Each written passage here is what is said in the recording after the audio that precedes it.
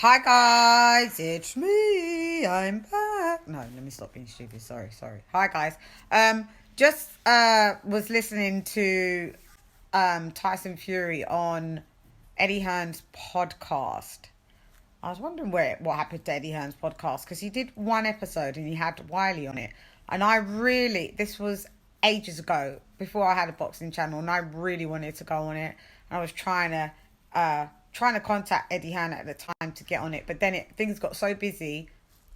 Then we was basically locked down. So anyway, Tyson Fury was explaining how he's going to beat Anthony Joshua with a check left hook. Stand by. Your boy, you built him up. You built him up from scratch. You've done an absolutely fantastic job, by the way. Congratulations to you and your team and Matchroom and everybody. You've done an amazing job. You took an amateur boxer and made him into a superstar boxer, and the finished article. It's just a shame that he has to be in the same era as the Gypsy King. And when I say I will smash him to pieces, and it won't be a tough fight. Like I said, I was going to knock Wilder out in the second fight, and I did. I'm going to say it here again.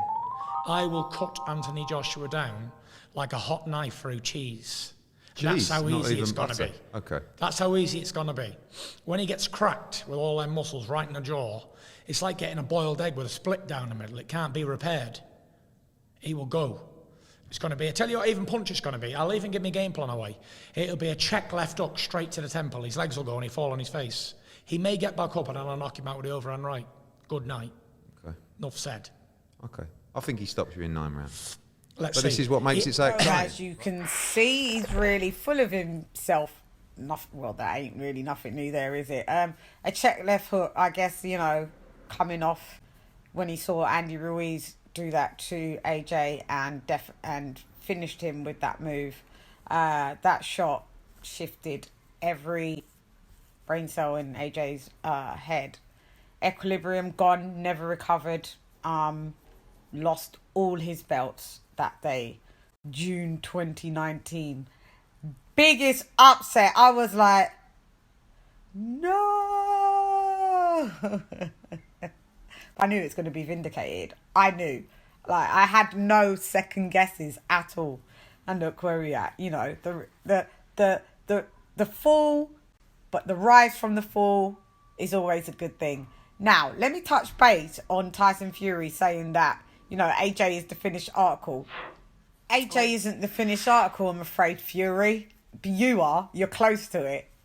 You're close to it. And you said you don't care about belts. You don't care about belts and legacy because all you care about, if you had to fight Deontay Wilder as your last fight would you then retire after fighting Deontay Wilder?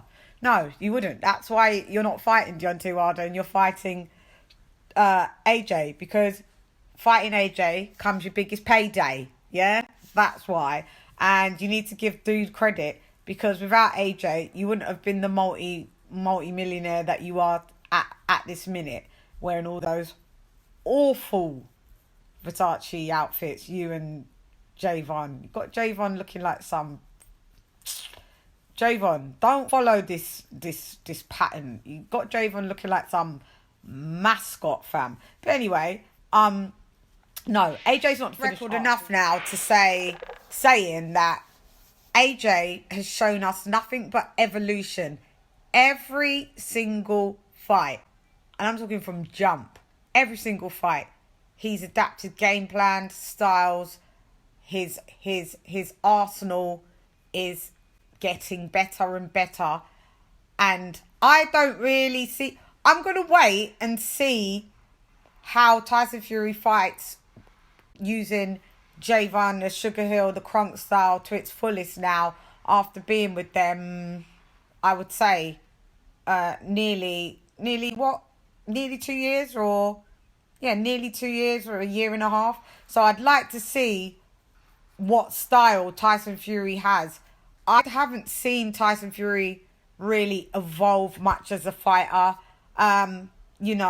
His chin hasn't been tested by the best. Okay, he got dropped twice by Deontay Wilder and had the best recovery, I would say. One of the that I've seen let's have it right. You got to call it that.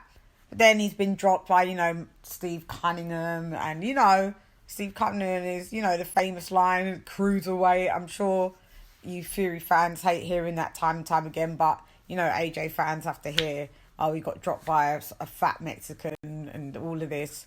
And, you know, so each to their own. Everybody hears something about their fighter that they may not like. But at the end of the day, we're operating from a place of facts, and facts is facts.